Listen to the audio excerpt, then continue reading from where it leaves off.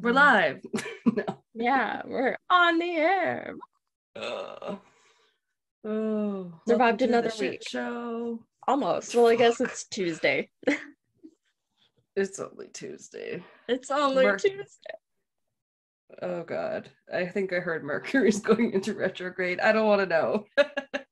It's Friday the 13th. Anyway, welcome to Castles and Cryptids, where the castles are haunted and the cryptids are cryptic as fuck.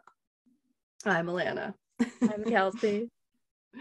And it's a week where Friday the 13th is coming up in real life, but yeah, this doesn't air on that date. No. It won't. You guys have survived it if you're listening to this in the future. Our future. By the time this airs. Yeah. I guess it comes out. Are we ahead? We're like a little bit ahead. That's why. Yeah. When we record this, we'll be like a week and a half ahead. Go us. With still a Patreon to record. All right. Yeah, that always puts us behind. I know. It's hard. We do it because we love it. Yeah. Oh God. Yeah. That's really exciting. And you guys just enjoyed our two-parter on Jeffrey Dahmer. Thanks for sticking with us for that one. Our deep dive became a submarine mission that never ended. Like it just kept on going, and yeah. I don't know ship terms. I'll ask Ressa, the Navy person. Yeah. Because she was on a ship for like 6 months, and even if it's not a submarine, like a lot of the time they spent below decks. No thanks. And it just 12 hours without sunlight coming in through the windows and whatever. Sounds kind of awful. Terrible. Yeah. Oh my gosh. I couldn't. Here's some prep for the pandemic. Isolation. No. Did she tell you what she thought of part 1? I wanted to. Oh, she was excited for it. Yeah. She was texting me because it came out, and then she got her birthday card from me that day too. So she was like, then the Dahmer episode dropped, and I was like, oh yeah. Yeah. I wanted to be like 1 of 2, but that was obvious if you listen to the episode. Yeah. I learned a lot. I know a few people said they learned a bunch of stuff they didn't know. So yeah, that's cool. It was pretty interesting. It was a good episode. Enjoyed recording it and researching it. Well, and if some things just take 2 episodes or a few hours at least to talk about. I've seen 3-part and 4-part, little mini series. But I just haven't had the attention span to do anything like that myself. No, I could do like a few more like 2 parts, but I feel like more than that is it's a lot to be keeping talking about the same thing like repetitively. Yeah No, I listen to podcasts like that if they're like actual journalists and they have 4 or 5, 6 episodes, and then they have like actual interviews with people and stuff like that. That's different because that'll keep your like those can be really, really well done, but that's not us. No. I'm not out there with a microphone, and I'm not going to go visit I'm not a journalist. I'm not going to go visit Mark Twitchell just because he's in a freaking prison near us. If you don't know who that is, that's because you're one of the many, many people who didn't listen to Dexter episode. Which was a good one, so you should. First came out, it was one of our biggest episodes, and now it's like one of the lowest. That means that's good. We're growing. I don't take offense. Whatever. A lot of people like one-off will find a podcast or whatever, or only like certain types of things. So I don't fault them. casual listeners. Yeah. They don't like consume every episode of yours, but if there's something they're interested in, they'll listen to it or whatever. Yeah. Doesn't bug me. Sure. And I'll take the diehard fans. I love you. Just don't start stalking us. Oh gosh. As long as you donate to Patreon, you can stalk a little bit. You have my consent. You can stalk Alanna. Kelsey does not consent to stalking. Speaking of stalking, no. Stalking. It's a bit of a segue. A segue? I recently had to decide whether or not to give out my address, or like, you know how you might want to give out your business address if you have to give out your address to someone you don't like to receive something. Mm-hmm. I won an Instagram contest. There was cool. A little giveaway. Yeah. And it was a cryptid themed giveaway. Of course it was. Yes. Follow us on Instagram, of course, our castles and cryptids. But we follow this lady that does really cool art called her handle is the Crescent Hare. Hair is in like the rabbit. Yeah, okay. Exactly. So shout out to her because she had this cool little contest where it was like it's a cryptid horoscope. So like each it was like that's what you were telling me about. Was I? Okay. Yeah. Okay. Because like you comment what you're like, I'm like, I'm a Pisces, and she's like, your cryptid is a Loch Ness monster. And then it's like this, it's a cryptid theme like coloring book, and then there's like a sticker of this weird ass cryptid that we haven't talked about yet. That kind of looks like a seal that has like a wheel at the end of its tail. I have not looked up how to pronounce, so I could attempt the pronunciation. Isagadunk. Isagadunk. Isagadunk. Interesting. So definitely, okay, when I get the stuff, because they're mailing it to me, then I'll show the stickers and stuff on our Instagram and all that, and we'll do a little thing. We won a contest. Yay! Yeah, I love that, because sometimes people just do that and all you have to do is like comment, like, you know, whatever, follow them, and you're like, easy. I love your stuff. I'm already following you. Sure. We could do that. That's cool. Maybe when we get some stickers. Yeah. Manifesting stickers. Yeah. But anyway, that's about all the good news I have. Everything else has been kind of bleh. Yeah. Well, I guess we haven't even said what this week's episode or this current episode's about, but that tracks. What is it about? We say mysteries of the human body. They're like, I guess, more medical mysteries, just weird things that happen to the human body. And however we wanted to interpret that. This was so Kelsey could shoehorn in spontaneous human combustion. 1,000%. Because I'm obsessed. I went with that theme of like physical paranormal. Yeah. Yes, not dissimilar to the medical mysteries episode in a way, but which is cool. I'm still really excited. Bizarre bodies. Bizarre bodies. Call it. I don't know. If I could ever learn how to spell bizarre without freaking getting it highlighted every time by a word being like, you've spelled this wrong in 6 different ways. Oh, probably double the Z instead of the R's.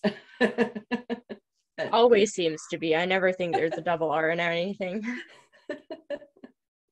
Just add it to the list of other words I can't spell. Restaurant, experience, I never spell properly. For me, it's the word definitely. That one, I'm always definitely, like, yeah. Lately. Yeah. And lately, for some stupid reason, I've spelled the word episode wrong. Never in my life before the last 2 weeks. Fucking... Hi, Kat. Hi. No, but the word episode is just like a typo clusterfuck. Yeah. Did he step on the computer? Yeah. Oh God. He scrolled down to the end of my notes and like And it said my No, but internet connection was unstable and it was scary. so because like there was a weird thing where I was editing part one, episode one of Jeffrey Dahmer, Mm. and the one segment like randomly like in the middle got like twice as loud. Like I took a picture of the audio Oh, file because our like things just went exploded like, and I was like, really? why are we so much louder? And then when I listened back to it, it was like not long after you were like, Gordo just stepped on my computer. I Oh was my like, God. damn it. I was like, that's the only thing I don't know if that's it. I can't confirm, but it was weird. Oh. So, Mine's kind of on the lighter side, I guess. you mean people burning to death isn't light? And it's got some fun names in it, descriptions, I Okay. guess. I'm sure you'll get to it. Oh Um, god. I did upload some pictures to the drive.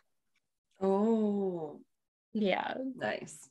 you gotta have examples of spontaneous human combustion because that's what got me interested, question mark, in the first place, being like, well, how does that happen? Um, Well, it's fascinating. If yeah, terrifying. probably from like watching a little like special about it. I honestly don't know where I heard about this the first time, but I've had a fascination with it ever since. And It's weirdly yeah, something I think that it's not unusual for kids to know about. yeah, like quicksand, spontaneous human combustion. Yeah, I don't know a lot about quicksand either. Yeah, I always like the things online that are like, being a kid and hearing about quicksand, you thought you were going to encounter it all the time. And like, no time ever have I been near quicksand. Yeah, life isn't a Jumanji board game. Yeah. How Um, disappointed so are we? extremely. Yeah, so I've been kind of interested in like spontaneous human combustion for a while and like just understanding how it happens to people. Um, Hmm. yeah, so it was kind of interesting Crazy. to have a chance to dive into it. Yeah. This is why we made a podcast. Yeah, Excuse to look up the stuff we really want to know more about. right? We think you do too. So spontaneous human combustion is a phenomena of combustion of a living or even recently deceased person that starts without an apparent external source of ignition. So it's normally not immediately known what may have caused the fire. And reported situations typically describe a fire that starts and remains inside a victim's body, which is an interesting way um, of describing it, I guess. It starts and remains in the victim's body. Okay. Yeah. It's like all fully contained. Okay. Yeah. So, for an object to combust simultaneously, there are three things that need to happen. First, the object must be heated to its ignition temperature. And an ignition temperature is like the point at which that object will catch fire without Right. being Okay. exposed by an external flame or a spark. So without you just Oh, like okay. setting it on fire, it everything has like a temperature it can be heated to for it to like catch fire. Right. Like if you put a piece of paper in the oven, it wouldn't necessarily need a spark to catch on fire. It would Yeah, just it get would just hot be the enough that heat. it would fucking. Yeah, Exactly. totally. So if the heat that's building up inside the object can't escape, and if it's being exposed to a steady flow of oxygen that isn't like rapid enough to cool down the heat, then it is likely that a spontaneous ignition would happen. So kind of I guess I always think of like a campfire or something when you're talking about that, where like if you're trying to get it started and you're trying to blow on it, sometimes that works, but if you blow too hard, sometimes you just blow out the flame. So, I hate it. I am not good at lighting fires. I would not do well on that show alone where you're like oh, literally just surviving on your own skills. see, I love fires and I love campfires and bonfires, so I like setting Oh fires. yeah. Oh, me too. But nobody else ever seems to want to have one around here. Aw. No, my favorite thing is just like sitting around a fire. I can just sit and stare at it for like hours, content. I don't need. I like it. Yeah. Oh yeah, that's right. You're Melisandre. We've discussed this on the pod. Yeah. But like I get because like Pat'll be like, I think he just had too much of that in the army, you know. So Okay. he's just will be like, I just don't want to go out there and get all smelling like campfire. And I'm like, oh my god, I love the smell of wood smoke. Like you're crazy. Yeah. But I don't like the okay, smell like cool. lingering in my hair and stuff, but when it's No, it doesn't happening, I bother don't. me. Uh, Yeah. so for spontaneous human combustion, there was an 1823 book that was published called The Medical Jurisprudence. Ooh, that's And a good word. yeah, jurisprudence.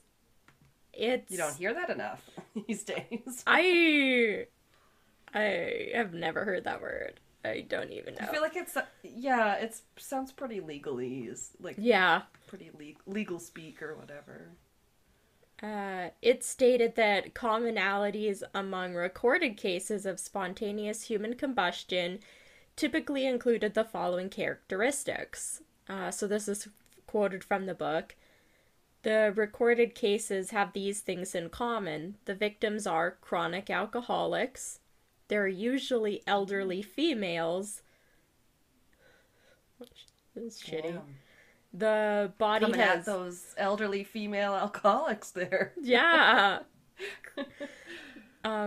The body has not burned spontaneously, and but some lighted substance has come into contact with it.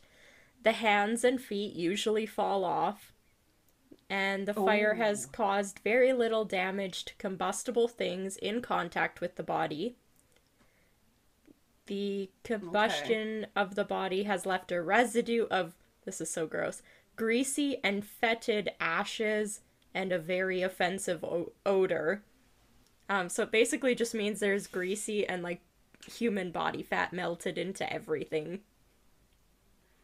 It's so yeah. It sounds Yeah, like it gross. would just smell Yeah. lovely, everything about it. Air I mean, fresheners. Um, and the gross part too that I've heard a few times is like, I mean, if you're hungry enough, like burning meat smell or cooking meat smells like cooking or burning meat, and so for a while yeah. it might actually smell good until it didn't. You know what I mean? Ugh, I don't Oh, want to yeah. think about it, but books have made me think about it. Jeez. Um, Damn it, reading. damn it.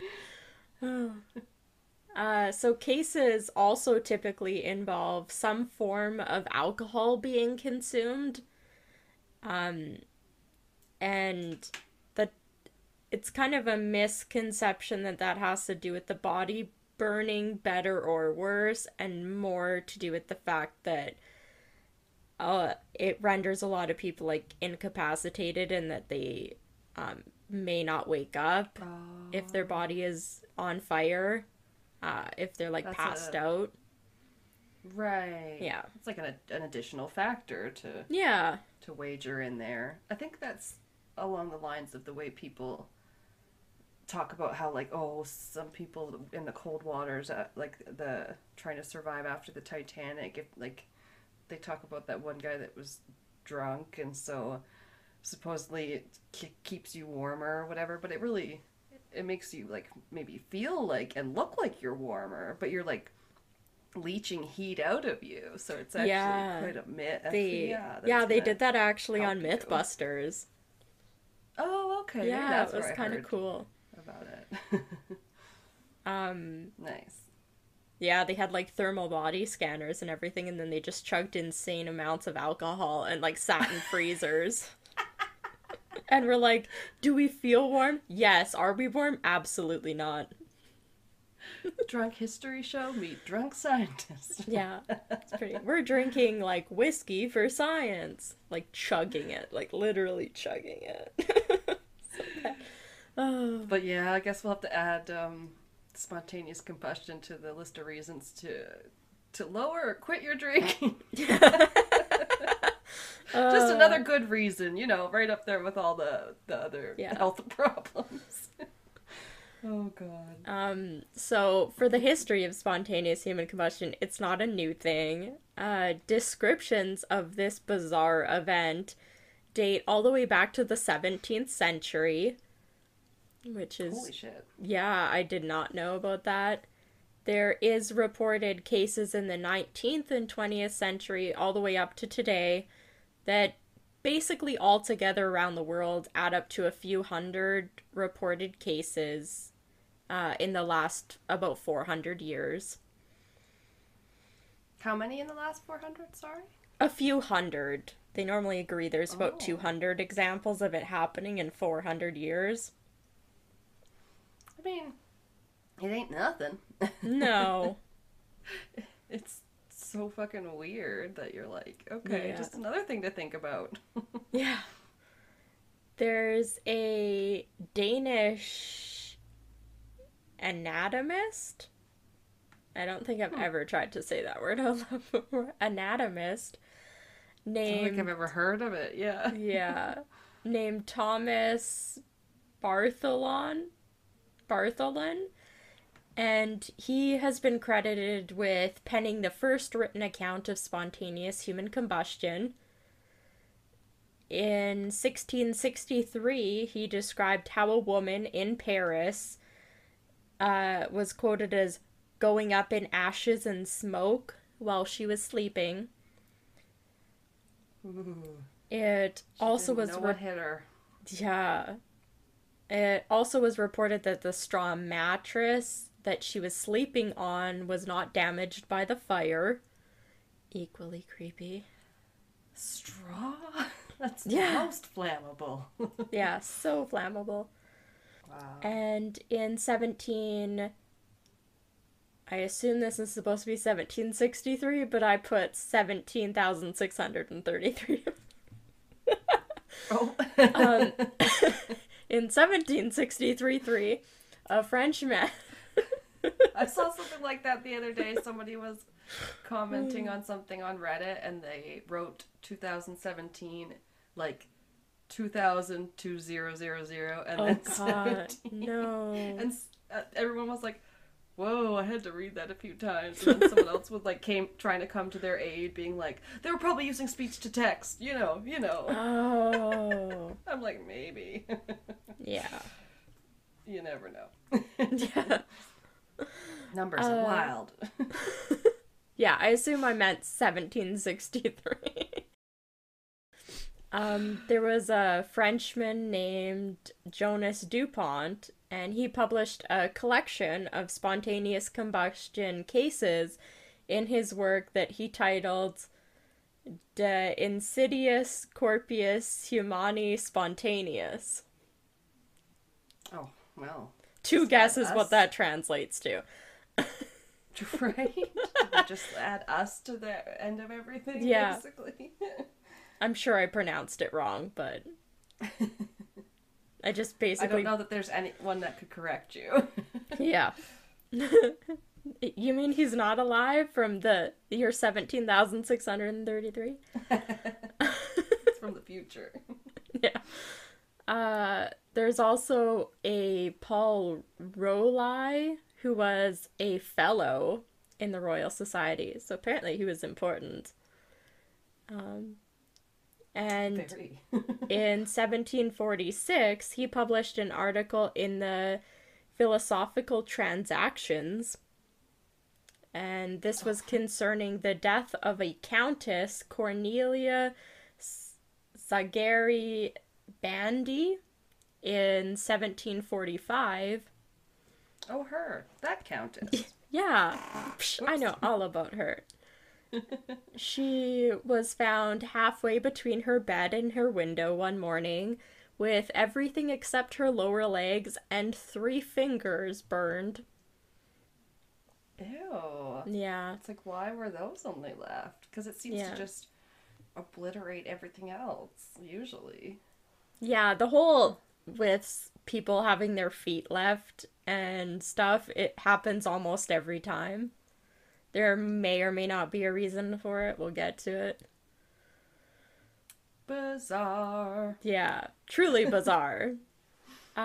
So, yeah, she had apparently calmly risen from her bed to open the window in the middle of the night, but she had spontaneously combusted before she could reach the window.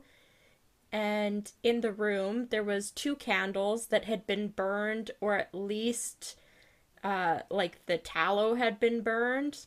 So, like, what the candle part was made out of. And it's reported that the wicks of those candles were left completely unburned, and that they stood up, like, rigid. Oh my god. Just to be extra Melted creepy. Everything around it. Yeah.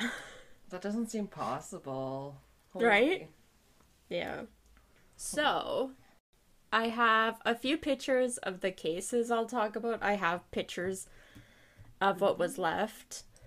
And it's kind of hard to confirm when you look up any of these pictures. They basically all get, like, listed as other people's names in almost every picture.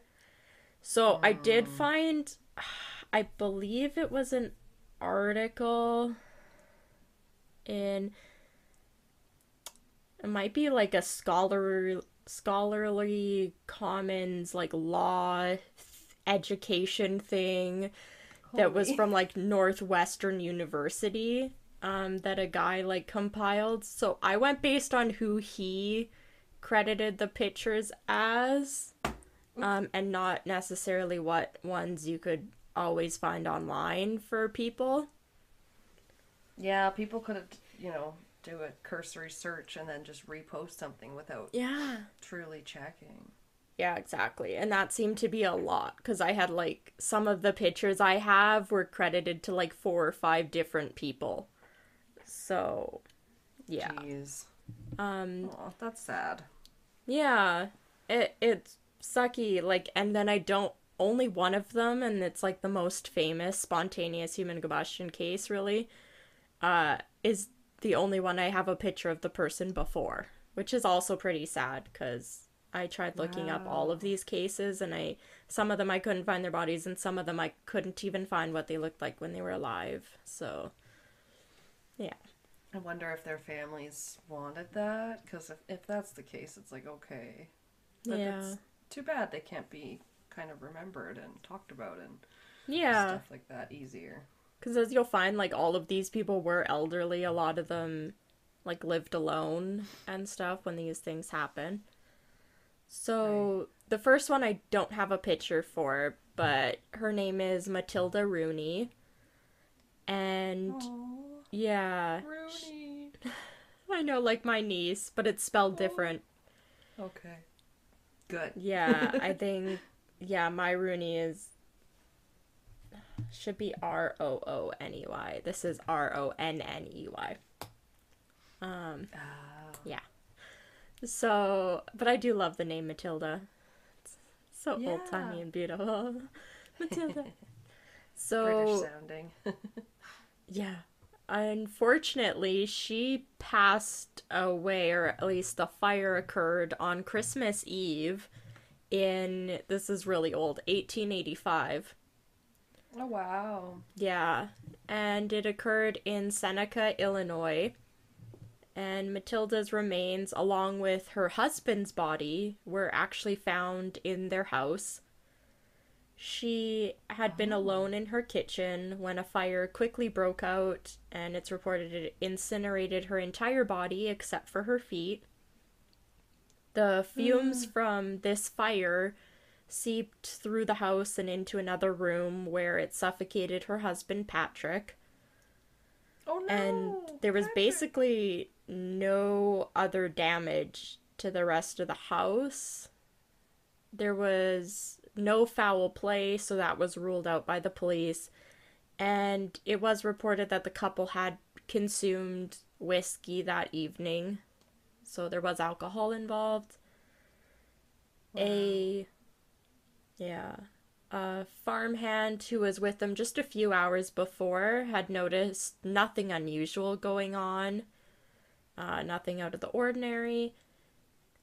The investigation determined there was no immediate source of ignition that could be determined, and even though the flames were enough to reduce all but Matilda's feet to ashes, other than just a few bone fragments, there was no damage to the rest of the kitchen.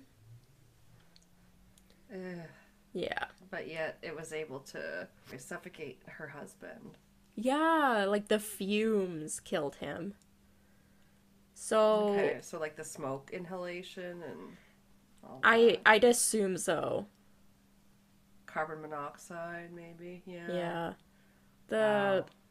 the fire seemed to have started within like the inside of her body and stayed confined to it, other than the fumes that killed her husband Patrick. Damn. Unfortunately, that's all I have about. A lot of these are basically just like the paragraphs. I tried looking at more for a few of them, but it's kind of hard. Yeah. The next one is basically the most famous one. I have a few pictures of her. She's the one that I have a picture of her when she was alive. Her name is Mary Reeser. Okay. So hers is the first and second picture. She was found on July 2nd of 1951 at the age of 67, and she was found burned to death in her house by the police after her landlady had noticed that she like walked by her apartment and like checked her doorknob and it was like warm, like Oh. unusually warm. And then she came back like a couple hours later and because she like smelled something and the door was still like really warm, so she called the police and they helped her like Wow. get inside. And upon entering, they found Reese's remains that were completely burned to ash with just a single leg of hers that remained. The chair that I believe is like the pile of debris that they're kind of cleaning up, Oh. she Yeah. had been sitting in was destroyed. Reese was described as a smoker who frequently took sleeping pills, and Oh. during an FBI investigation, they actually ruled out spontaneous human combustion and said that their main theory was that she had fallen asleep while smoking after taking some sleeping pills and that the cigarette dropped out of her hand and had ignited her sleeping gown. And I mean, so, like, this, and burned not, all of her rest of her body and through her like bones and everything. That's yeah, one hell of a cigarette, but we'll get to it. It's weird. And my thing is you've had like 200 cases of spontaneous human combustion and how many millions of house fires every year, and the fact that you don't see this happening to bodies that sustain house fires confuses me. yeah. She looks Um, like my grandma, but yeah, smilier. yeah. Um, so the FBI reported that because the floor around her was made of cement, it prevented anything other than her in the chair from being damaged. The nearby walls weren't Okay. damaged, apart from the ceiling and the top of the walls being covered in like a layer of soot. There was, again, nearby candles that were melted, and Whoa. there were newspapers nearby that weren't burnt at all. But disturbingly, they found like melted human fat in the rug, like nearby. Oh. So it had like melted Yeah. across the floor. And her case is mostly famous and stands out for like spontaneous human combustion because it's the only reported case where there's stuff that says that her skull that the police and investigators actually found had shrunk due to the fire and was now the size of about a cup, or would like fit in your palm. Like it had shrunk down to like a tiny like animal sized skull. I don't really believe that. What? Yeah, it's just like something. A shrunken head. Yeah, like it's those something dried out shrunken heads. Yeah, it's never been reported with any other spontaneous human combustion case. I don't really believe it actually happened. Researchers say, like, it's possible her skull may have shrunken a little bit, but it's not gonna shrink to, like, a third of the size. I mean, it seems unlikely, but so is the rest of it. The rest of its evidence almost seems like there was just a woman 1 minute and then like a pillar of fire the next that like burned so hot that it just almost like she was, whatever was in it was caught in like a laser beam. I don't know. Science. But laser brain. It sounds good to me. So the next like, nothing else in the room, like the sides, you know, the walls, the paper around, like that's what doesn't make sense if it was burning hot enough to burn her so much. Yeah, and that's the problem I have with, there's like a number one theory that sticks out that people tend to agree with, and I say sure, but when you compare it to like I said, house fires and stuff like that, it just, even house fires that burn the house to the ground, or like stuff like that, like it's just, or like half the house is burned, or you have like people that are burned in like true crime cases and stuff, and like they're set on fire for a long time and this doesn't happen. Like exactly, you have to have a special oven like the crematoriums have. It has to be like thousands of degrees hot. I can't remember, like 2,000 degrees Celsius. I think I have it later. It's like crazy, the conditions. So the next one, I don't think I have a picture. Let me see. No, I don't. It's on March 28th of 1970, a woman, or 89-year-old woman named Margaret Hogan. So she was 89, which is just so sad. All these people are pretty old. Right. And they've all been women so far. Yeah, there's my last two are guys, if that helps. Okay. Well, it's just proving the theory true. Yeah. It's like elderly women. She was found in her house, basically just ash, except for both of her legs below the knee, which were undamaged. There were plastic flowers in the middle of the room that had melted to like a pool of liquid, and 12 feet away from her body, the screen of her television had also melted. Jeez. And then just like a pair of legs just sticking out of the floor. Yeah, basically. I think that's why this always stuck with me, because it's just a pile of ash, always with a pair of legs, and you're like, what? Yeah. Just so weird. There's a thing like with water too. Sometimes it's just a foot washes up in a shoe and stuff. Yeah, apparently that happened a lot off the coast of like BC and Washington. It's like, what the fuck is going on? Yeah. There was a small coal fire that had been burning in a grate when her neighbor had visited her the previous day. And there was an investigation held, and they determined that there wasn't really a connection between the fire and Miss Hogan's remains, because there wasn't a visible jump, they called it, that could have been made, I guess, between like this fire going and like her body. So maybe she was pretty far away from it at the time. And nothing was damaged in between. Maybe. Yeah. They did hold an inquest, and her death ended up being ruled as just burning to death, with the cause of the fire being listed as unknown. Oh. Yeah. I mean, that sucks. Yeah. But we don't understand it. No. I, understand none of these. It is unknown. It's the truly unknown. So the next, I've just put these in chronological order because that's how my mind works. In 1980, there was a 73-year-old gentleman named Henry Thomas. This one's by far the shortest. He was found burned to death in his living room, which did also contain a fireplace. His body had been incinerated, leaving only his skull and both of his legs below the knee, that were, interestingly, still dressed in their socks and trousers. Oof. Yeah. That's a creepy detail. Yeah. And half of the chair that he had been sitting on was destroyed. Just half? Just half. Can you imagine? It just looks like it's cut down the middle.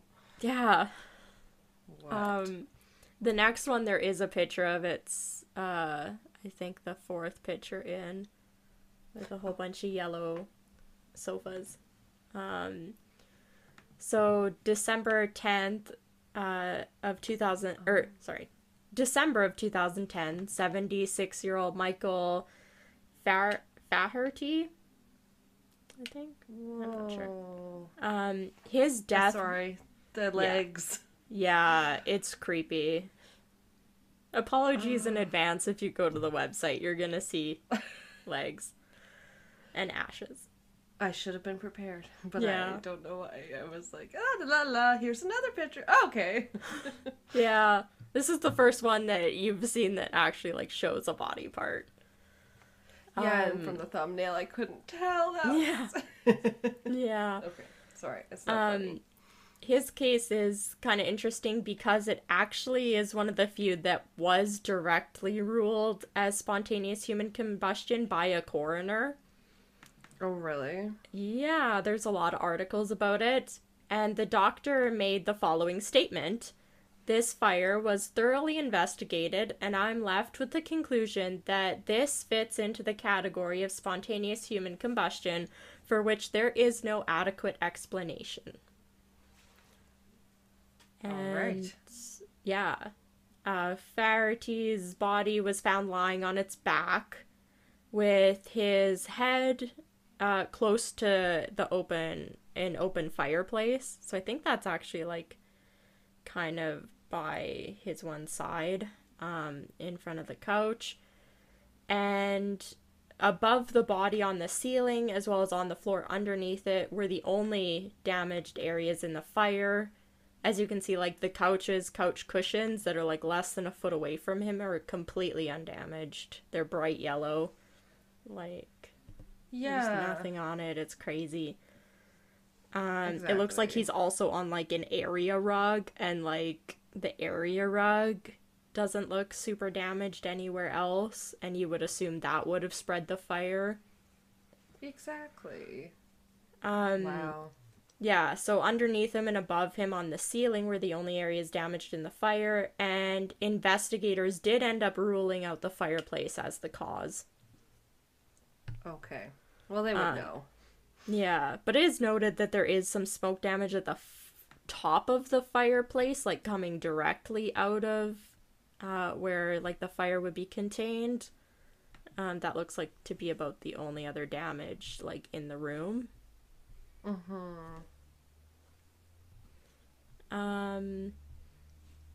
So the next few, we'll just talk about the pictures because I don't have any notes about them. Oh god, the pictures. Yeah. So the next one is also kind of a famous case. It happened in 1966 on December 5th, and that was Dr. John Irving Bentley. He was found in his bathroom. Oh, I thought that was a All woman's shoe and foot, but no, yeah, you're right. this picture almost always shows up for Mary Reese. When you look it up, it's almost always Oh, with this picture, but this picture is this guy just for the simple fact that they always talk about a huge hole that was burned through the bathroom in the floorboards, and that his walker, he was walking, like he was standing with his walker at the time, and that was basically undamaged by the fire. yeah. But yeah, this picture is almost always shown as Mary Reese. Um, Interesting. the next one is also misreported as another woman. They say she had like a mental health problem and was basically like didn't really move or anything like that, and she was like left alone, and then her or somebody was watching her and she just suddenly caught fire and she had no response to it, and she sat there burning and they tried to put out the fire and then she died. Yeah, so they always have That's this so, picture with that, but it's actually yeah. not that case. I can't remember that woman's name. But this, according to like the source I found in that like university paper I read, it said that this is the remains of Helen Conway of Pennsylvania, and she reportedly caught fire. It said that she was a heavy smoker and the fire may have been caused by a cigarette or a match. But they do point out that neither answers the critical question: how can like a body that's moist and not flammable catch fire? Non-inflammable. That's a weird way to say it. But Yeah, and moist. how can a moist and non-inflammable body catch fire? I reworded Who it wrote this? better. Justin Trudeau? He said moist. Ugh. Also, it's so much of her, both of her legs, like up over Yeah. the knee. Like you just look like your first glance, you could just maybe even say that you're like, oh, that's just someone wearing a skirt, and like Yeah, and that's like the a bunch of her top legs from like her waist up is like gone. obscured in the picture. Yeah. The next one, this one's also misreported. This one almost always shows up as Michael Faherty, that was the other one that was lying in front of the fireplace. But this Right. I think I is, glanced at this one by accident earlier already. Oops. yeah, this It's one is, does it even say her name? I don't think so. Um, it occurred on March 4th of 1980, and they ruled it as spontaneous human combustion, but the inquest concluded that it was an accidental death because she had fallen head first into her fireplace, and that obviously like the her head was in the fireplace. So that's how she caught fire. Where most of the I other cases, like the okay. fire would have to escape from somewhere to get to them, she like fell into it. So it's a little different. Yeah, that one's harder to say. Yeah. The The next one is original cause. probably the worst picture in my Oh, opinion. uh-oh. Yeah. It's also like the creepiest. So this is the Oh my god. body of Madame Jeanette Kazmerzak. She was discovered in her apartment in France on May 12th, 1977, and all that remained of her were her legs, and they, like the furnishings nearby, were virtually unscathed. So her legs, other than like the soot on them, look basically fine. The rest of her body is completely ash to the point where you can like see, almost looks like a fake outline of a skeleton if you like cover up the Yes, legs. It looks like somebody exactly drew a that. skeleton in like In black paint on the black. floor. It's so creepy. Oh my Um, god. I just yeah. was staring at it with my mouth open. Like, Yeah, this is holy the fuck. creepiest, just for the fact that her legs are there and then the rest of her literally looks like just like indescribable. Um, yeah, it's Well, like the I'll weirdest try. picture. It looks like you cut off a mannequin's legs. And it's just Yeah. like, how does it just stop so abruptly? Yeah, Like, right? It it could be does. where they're clothing. Like, remember said the other one seemed like Mm, someone wearing a skirt. Like, this one, her legs are yeah. bare.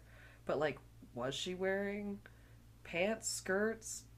Could be But like a then, pair of shorts. right. But then it was still, like, it completely got her head and everything too. So like none of the theories really, Yeah. like, not that was a theory, but it doesn't make any sense. So that ends like the little like individual cases, I guess I'll talk about. Wow. I do have a tiny bit about popular culture. There's more. There, it's obviously is in like movies, books, TV shows. Yeah. There is one of the most famous books it's used in, because it is often used as like a character death, as like a part of a mystery in a bunch of like thriller books. And the most well-known example is actually a Charles Dickens book that's called Bleak House.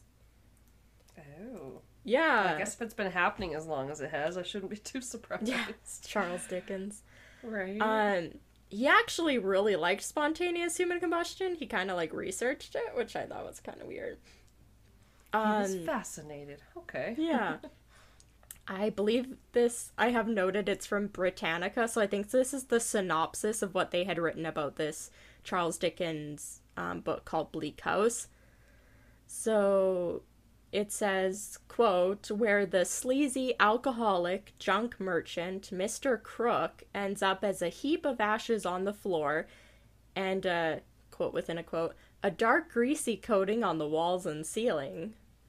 On the preface to the book edition of Bleak House, written after the novel had already been published in serial form, Dickens defended his use of spontaneous human combustion against accusations of implausibility, citing several famous cases and the judgments of eminent medical doctors that such a thing was indeed possible. Quote, I shall not abandon the facts, he concludes with typical Dickensian panache. Wow. I did not write this. Quote. No, you don't throw around terms like Dickensian. And panache. I don't say panache. I don't think I could hang out with you if you did. Just zhuzh it up a little bit. Why don't you zhuzh it up? Yeah, zhuzh it all up. He continues on. This is like in the preface. Quote, until there shall have been a considerable spontaneous combustion of the testimony on which human occurrences are usually received. I feel like that made more sense. Inside whatever it was written. The death of Mr. Crook has been described as the most famous case in literature of spontaneous human combustion. So that was like from the Britannica thing. That was about like, I guess, the popular culture of it being used. That's funny he defended it so, you know, adamantly. With panache. Yes. Dickensianly. Yeah, with Dickensian panache. So my next part and like finishing up is just going through like theories and research they have for it on like how this could be possible happening, which is pretty interesting. So as we talked about before, the victims are often women, quite often have been drinking. We've mentioned possible issues with being like overweight. Damn it! They're really coming for all of us. I'm feeling. Well, I put overweight. Everything else said obese. Oh God. Yeah. Okay. In the past, these like three things often led people to believe that spontaneous human combustion, or this phenomena, was a sort of retribution for living a debauched lifestyle. Okay. Get Women, off your high horse there, theorist. Just trying to hold women back from being debauched. They like a little whiskey and to get a little overweight. Yeah. Can confirm. Wow. So people believed also that there was, it was occurring because the body was internally saturated with alcohol, and that this would make it more flammable because alcohol is flammable. So if you have alcohol inside your body, makes sense that a fire could happen inside your body. I know they joke about people's breath getting pretty flammable with whiskey and shit, but like, come on, seems a bit of a stretch still. This is like really old theories. It's not what people think anymore. Nice. Yeah, basically they did studies and proved that the concentrations of even the most intoxicated people are still too low as what would be required for any sort of like basically for any alcohol level to matter. You just like physically can't achieve that. And think about the guy you covered that plied people with so much alcohol that it was like their entire bloodstream basically in whatever the hell brutal. Episode that was. Like episode 2. Okay, that was your Canadian true crime. Okay, yeah, that's right. And they also point to no matter how much alcohol you've consumed, it still requires an external source of flame. Just like going through, just touching base on them, I didn't really get into it because a lot of times it's just a really short sentence about these. People throughout time have also believed it could have been caused by bacteria found in the body. Oh my god. Better do some bloodletting. Got the bad humors. Yeah, they actually talked about that humors. Oh my gosh. They talked that about was before germ theory. Yeah. They talked about it possibly being caused by static electricity, which I mean, fair. Sure, why not? I mean, they do have like whole things about like baby clothes and kids like pajamas have to be like flame retardant and everything because of static electricity. Right. And that they used to catch on fire in their beds. So I mean, it's not plausible, but they don't really believe that anymore for the most part. I can make a reference about that only my family will get. Cats is full of electricity. Cats? Did you touch a cat nose? Play thing at King's Landing Historical Settlement.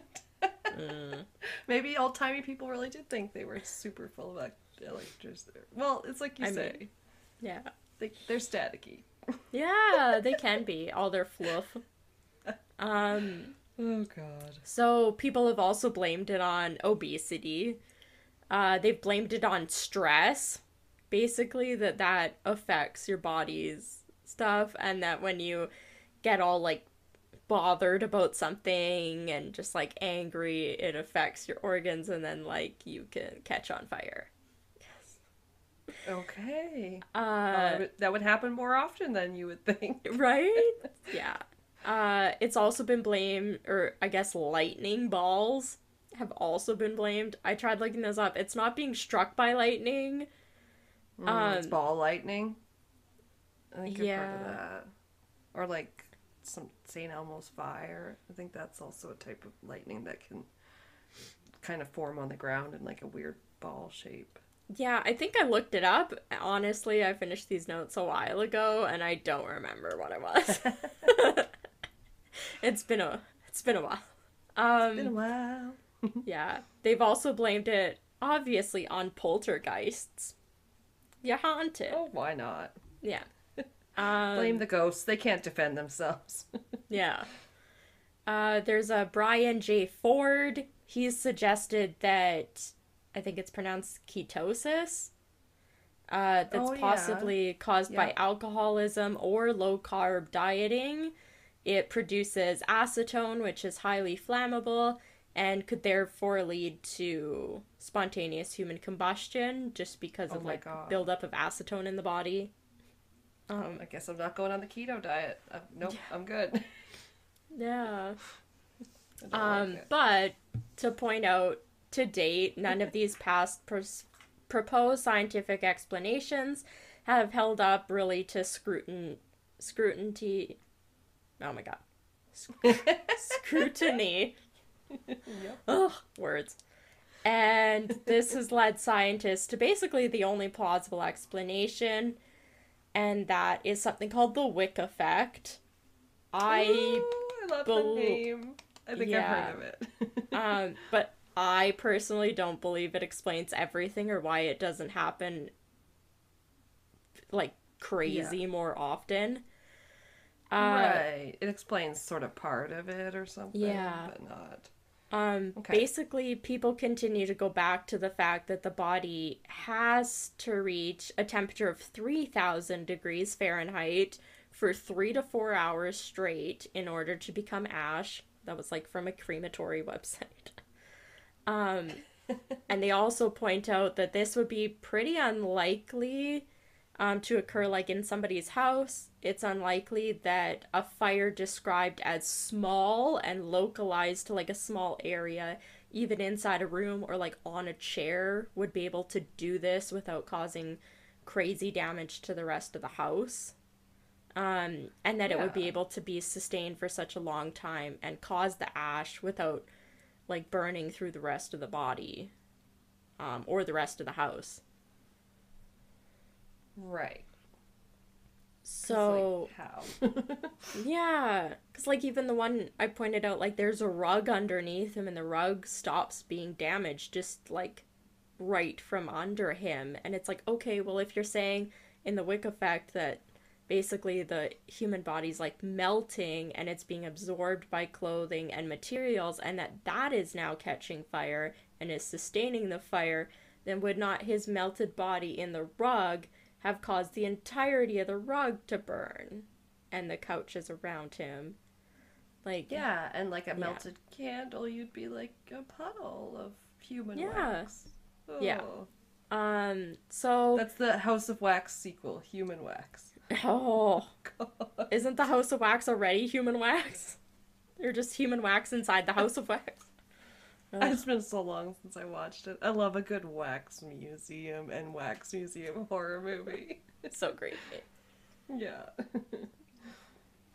So, the Wick effect was determined by forensic scientists in the 20th century. They say it occurs when clothing worn by the victims actually ends up soaking up their melted body fat and acts like the wick of a candle. So it's what's catching on fire. It does allow conditions for the body to smolder for an extended period of time. And experiments have proven that this wicking effect can produce some of the unusual characteristics of spontaneous human combustion, including the nearly complete incineration of a victim's body, as well as the lack of fire damage to the surrounding areas. I just say, like, even if that's possible, I don't understand that happening. Yeah, at what point do we start playing with fire that burns that fast and that hot? Right? Like even house fires that burn for hours and they find the victim, they don't say, oh yeah, they're like half their body's gone and like whatever. It's so weird. Like, I don't know. You can't even get rid of a body that way because you like you'll still have the bones. Even if you can't burn you'll them. still have the tooth pulp. That's what I learned from forensic files. Tooth pulp. So the wick effect still relies on an external source of ignition, such as a match, a cigarette, or an electrical spark, and that these items are typically destroyed in the fire, which would be fair. I mean, if it's like a cigarette dropping on them, it wouldn't take much to burn up the rest of that cigarette, right? I know. Yeah. They say that the feet, as you pointed out, it always seems to be the feet left behind. There is sort of a reason. The feet typically don't burn because they have the least amount of fat. But I would like to point out arms and hands. And those always seem to burn. But the feet and legs don't. But I'd point out that the arms and hands have less fat than the legs. So certainly the hands would have, it'd be similar to the feet, exactly. I definitely have some upper arm meat. Don't get me wrong. But yeah, that doesn't seem to hold much water. Yeah. And there is obviously cases where people's hands have been left behind. It's just not nearly as much as like the legs thing, and which I question. If you say even if somebody's sitting up in a chair and you say, oh, well, like, the fire's obviously going to burn up, yeah, it's going to stay on the torso. But for the people that burned while laying down, then what's the reason? Because it's still traveling horizontally. And Right. it's just staying localized still to their upper body, and now it's spreading through their arms. Yeah. Yeah. Just confusing What the fuck? for me. So, the hands also have little fat. Sometimes they burn because they're resting on, like, the person's abdomen, which ends up causing it, like, to burn. But lots of them, it looks like they were, like, laying down, with their hands out. Oh. And the fire ends up dying out. Like in the Wick effect, they say it dies out when there's no fat left to burn, and that this extinguishes the fire like itself. It just dies down. But again, then why is there legs left over? yeah, like, why is there legs left over? Why does house fires not just suddenly die down? If there's still combustible materials around them, why doesn't the fire continue to spread? Yeah. Right? Like, yeah. Just so confused. However, most cases of spontaneous human combustion occur without witnesses, so this makes it difficult to determine, like, exactly what happened or, like, the circumstances, and sometimes a cause. Yeah.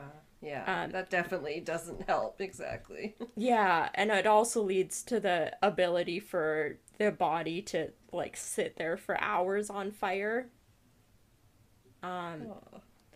So they did do a research, or there's been a bunch of research. There was an extensive 2-year research project conducted in 1984, where 30 past cases of alleged combustion were reviewed by science investigator Joe Nickel and a forensic analyst John F. Fisher. And they published a 2-part report in the Journal of International Association of Arson Investigators. Oh, fun read. Yeah. They showed that the burnt bodies were close to many different types and sources of ignition, such as candles, lamps, fireplaces, and that these sources of ignition were often left out of published reports of the incidents. They also determined that the victim was also often incapacitated due to either alcohol, drugs, some sort of mental illness, or obesity that could have caused them to be unable to respond to the fire. I mean... Sounds like a lot of victim blaming here. Yeah. Where damage to the room was not extensive, the fire was limited to materials that would help retain melted fat, such as clothing, furniture, and flooring. Again, I question why area rugs aren't burning then, if you say they contain this fat.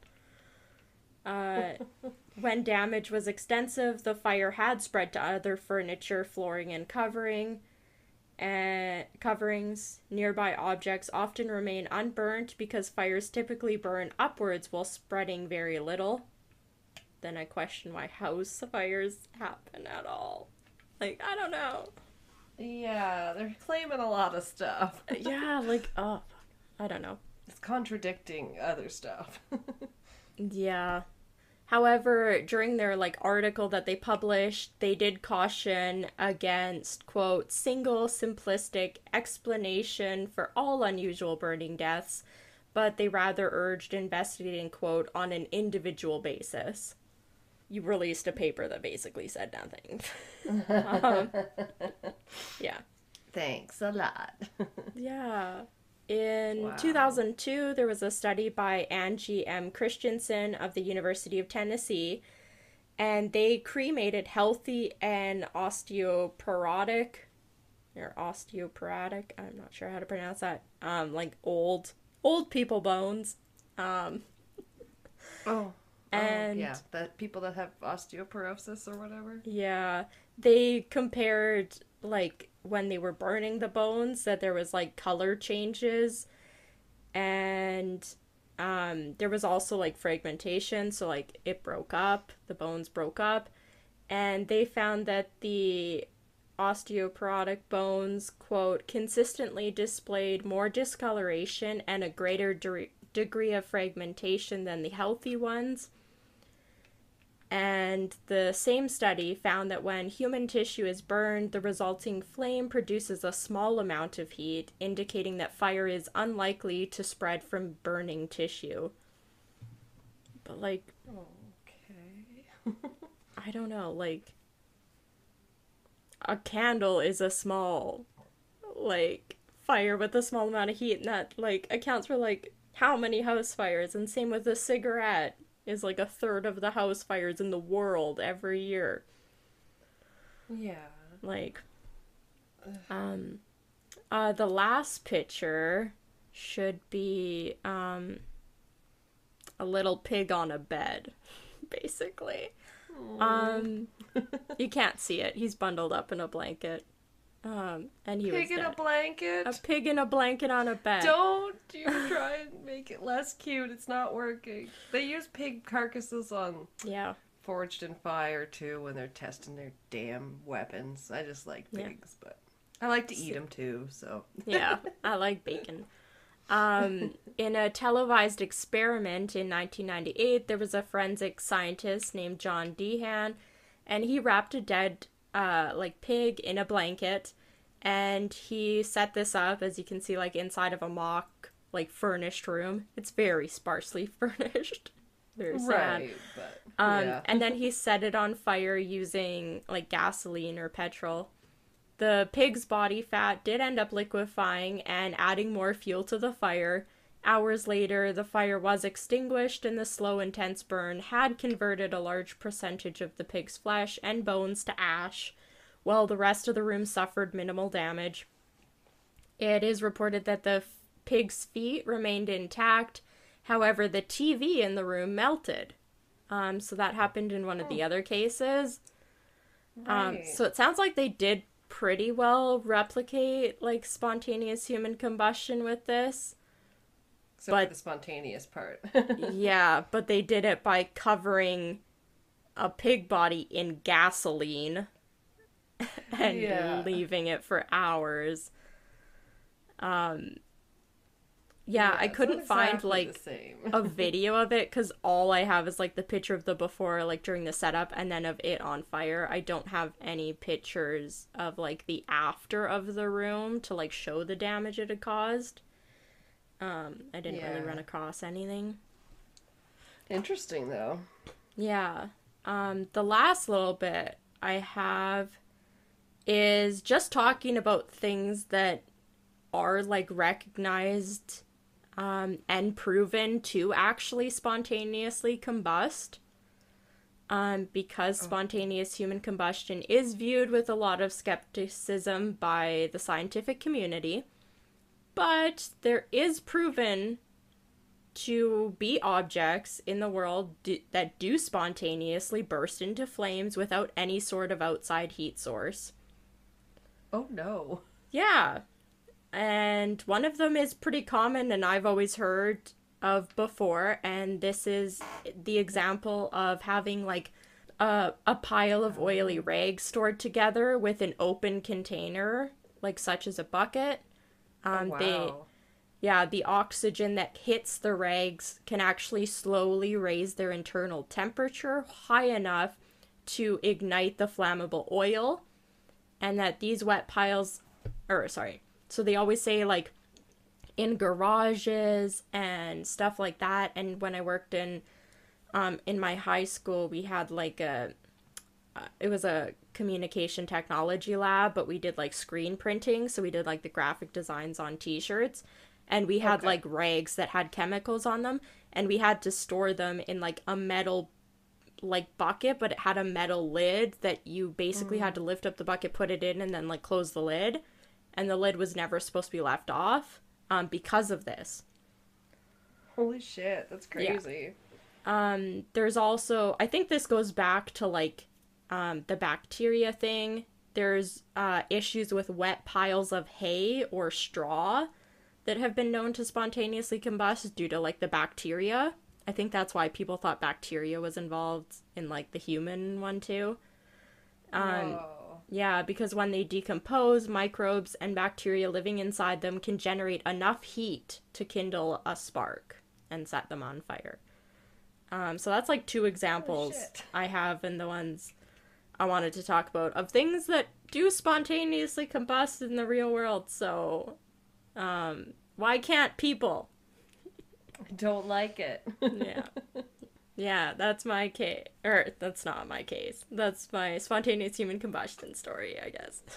And that's my segment. Closes storybook. No. Yeah. Crazy. Yeah. I love the wick effect name. And yes. But yeah, nothing. People candles. Nothing really. Oh god.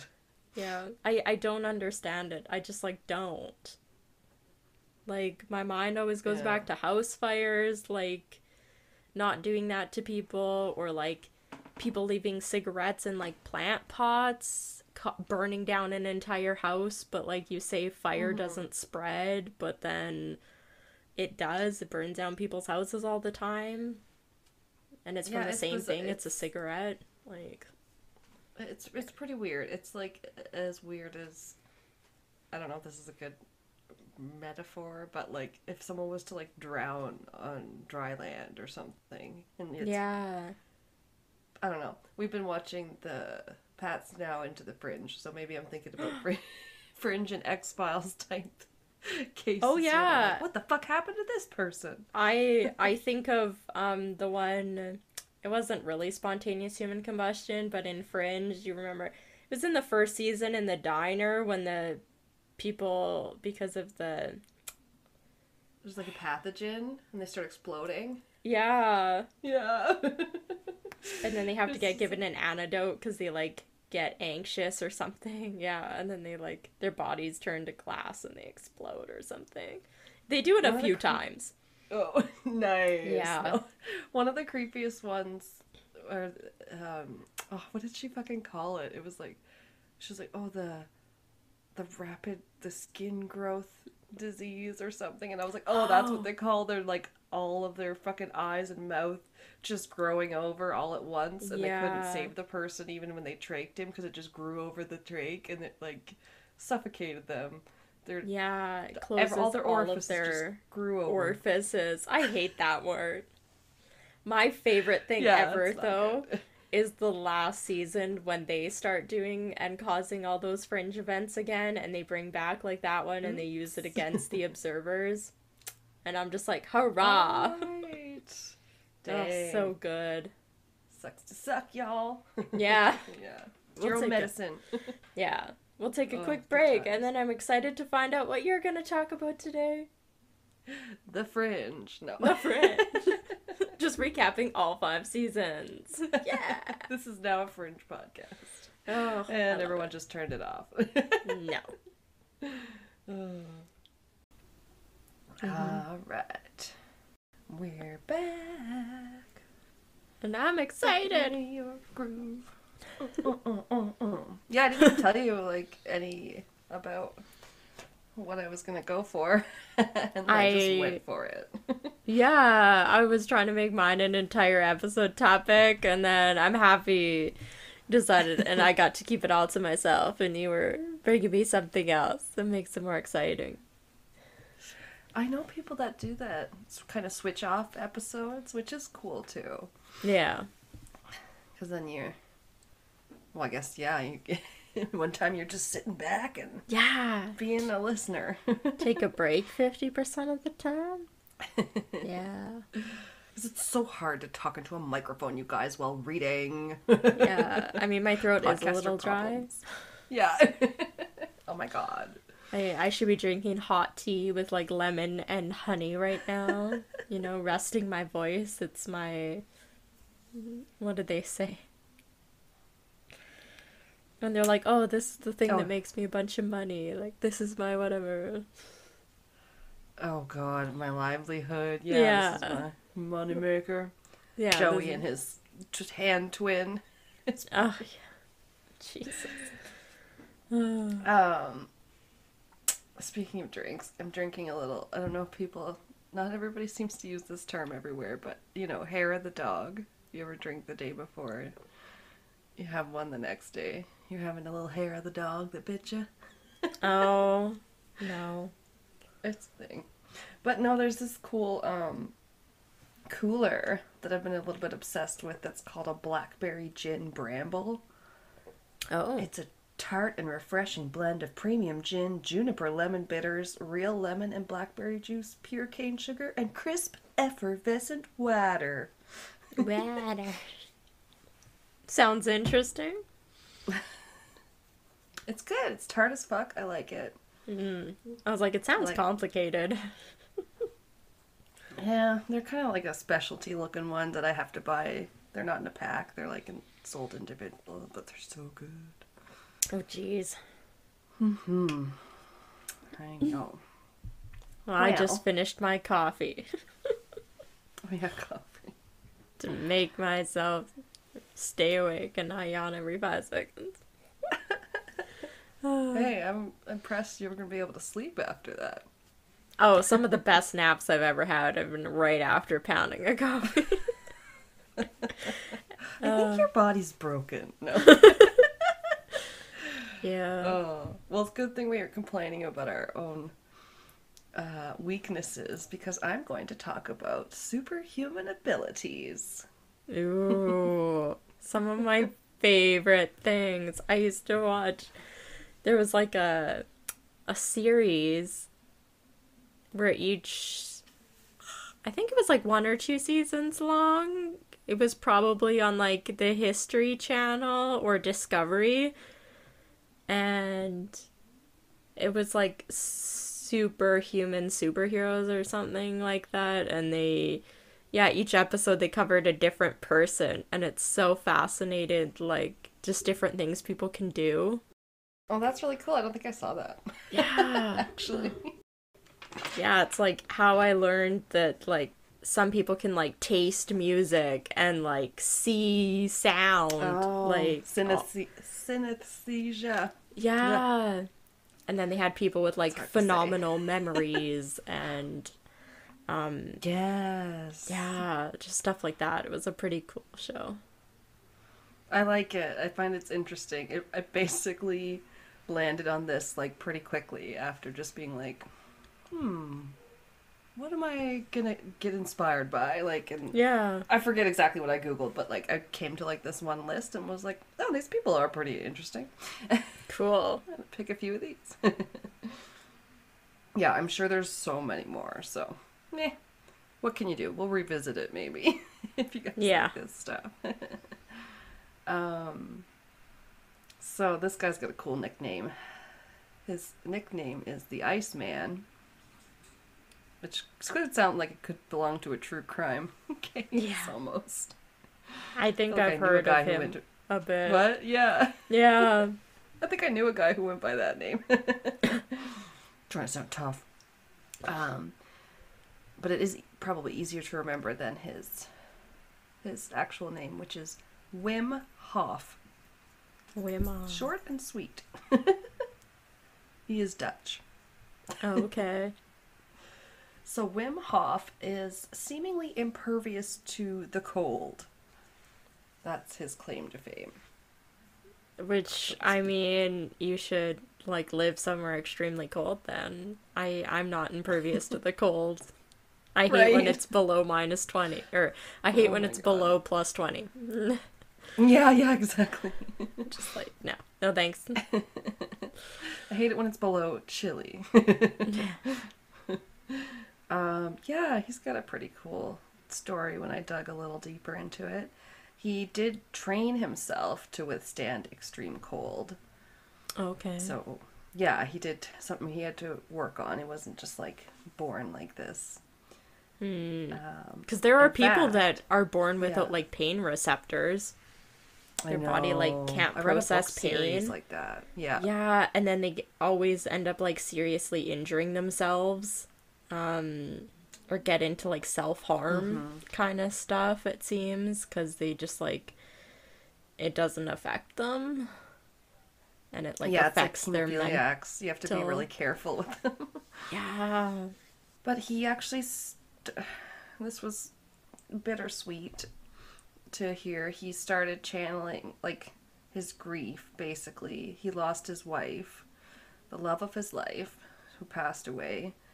And other than having their 4 kids to keep him going during that time, he was really, really fucking depressed. Yeah. He took it extremely hard because she also killed herself. She was obviously struggling with depression herself, and Oh, wow. you know, so that was probably really, really hard for him to process too. I would imagine it didn't really. I'm extrapolating a little bit there, maybe, but like, yeah, that's when he started kind of experimenting. Yeah. Yeah, but he holds the record for the longest distance swam under ice, which was 188 feet, which sounds way too far. Jeez. And well, I was watching a little video on his website, or the website I was looking at, and he said himself that he has 26 world records to do with extreme cold exposure / endurance. Yeah. I think he might have, on the show I was talking about, I think they did cover him. I'm sure it He's was so like cool. This show is probably at least like 12, 15 years old, so I'm sure he has done like significantly more since then, since like they covered on the show. Yeah. I don't know if I have exactly here when he started, so that totally could be. He's got to be in his 60s. Wow. I don't know. He looked like, anyway. Yeah. Oh, I should Google it. I'm like, why don't I have his just age? Because I couldn't do too much of a deep dive on anybody. Yeah. I just didn't remember. do Wikipedia. I just went to his website, I think. Yeah, he's 63. Oh, okay. Yeah. I just remember them always playing a video because I think he was like gearing up for a marathon or something. And he was basically running barefoot on like ice and snow because he was going to be competing in a marathon, like a extreme cold marathon or something. Oh, totally. Yeah. I saw him running on some ice and snow, and yeah, I believe at least some of it was done like that. Yeah. Yeah. It's like crazy. Brutal. The like skin on his feet was like getting frostbitten, was like peeling and like dying as he's running. Yeah. Yeah, because he's not, it's not like his body cannot feel the effects of cold, but basically he's trained himself to endure it really well, like almost regulate his own temperature in a way. I think there might have been fascinating. Oh yeah, I think on the same list there was monks that could basically up their internal body temperature. Honestly, I wish I could have done everybody on this frickin' list. Sometimes that's how it happens. Like I wished I could talk about every case of spontaneous human combustion, but yeah, I got this was my jumping off point. It was buzzworthy.com. They can't fly, but these 10 people have real superhuman abilities. That's the one. So credit to Buzzworthy, I guess. Buzzworthy. Worthy. Not BuzzFeed, but Buzzworthy. No. A different Buzz. Who was a big source of mine. No, they're not. Big supporters of the podcast. I go for my, what? I said big supporters of the podcast. Oh, yeah. No. BuzzFeed's where you go for the nice filtered Reddit lists. Yeah, where I find out what bread I am. So stupid. Oh my god, I can guess your age in 6 questions. Why? What year were you born? Cool. Yeah. Alright. Oh no, and when I said this guy was really cool, I was gonna say, no pun intended. Yeah, he ran at least a half marathon on ice and snow. Oh, that was probably the barefoot one. And he set the world record for the most prolonged full body exposure to ice at 1 hour and 53 minutes. Oh my god. So I think that was basically an ice bath. He climbed he climbed Count Kilimanjaro. The count. 1, 2 miles up. He climbed Mount Kilimanjaro in shorts So yes, he does do a lot of things in shorts, and he's running in the videos where like a lot of times in the videos he had like hiking shoes on, but then like shorts and like a tank top basically, and yeah. You're Yeah. like, whoa. And he attempted to summit Mount Everest as well, also in shorts, but was thwarted not by the cold per se, but you alluded to it, the actual frostbite Mm. damage. There Yeah. was, Dangerous.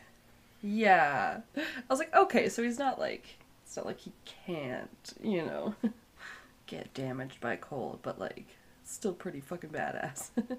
Yeah. um, Quote, as he made the, it says accent. There was a typo on the website. Ascent. His foot began to get frostbite, and this is what he had to say about it. So I had a deep mental conversation with my foot, and it reported frostbite. I appreciated it was the right thing to turn back. Extreme cold is a teacher. The lessons come to you through the body. You just listen. I had a conversation with my foot. What a way to start a sentence. I love it. I'm actually really into the kind of woo-woo mind over matter. Yeah. I mean, like Chris Angel Mind Freak, like slowing down his heartbeat and stuff. That's cool. Crazy. Nice party trick. Yeah.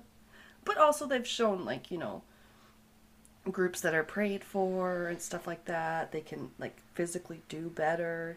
And like I don't think it's necessarily maybe because they know they're being prayed for, but like just all that shit kind of really and then all the what's it called, like not the normal medicine. Kind of like alternative medicine, right? Yes. Yeah, that's a good word. And I think it's fascinating. Oh yeah, when I was younger I used to be obsessed with like the psychic surgery, which is basically like debunked, where they're just like pulling out like chicken guts pretending to pull from your stomach. But like oh my God. When they like are just like, oh, and they're like rubbing your stomach or whatever, and then they like suddenly have like this bloody mass, and they're like, this is the tumor that was going to kill you, blah. Oh Jesus Christ. Stuff. That sounds like fucking spiritualism and people being like, it's ectoplasm, but they've just like shoved something up their gooch or whatever. You're like, no, that's cheesecloth. Yeah. Ew. Yeah. Oh my God. Okay. Yeah, you just listen.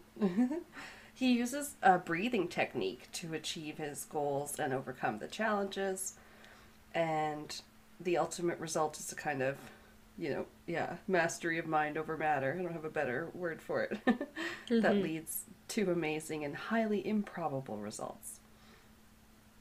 And there are 3 steps or pillars to his technique, which he teaches to others. So that's cool. Can learn the Wim Hof method, they call it.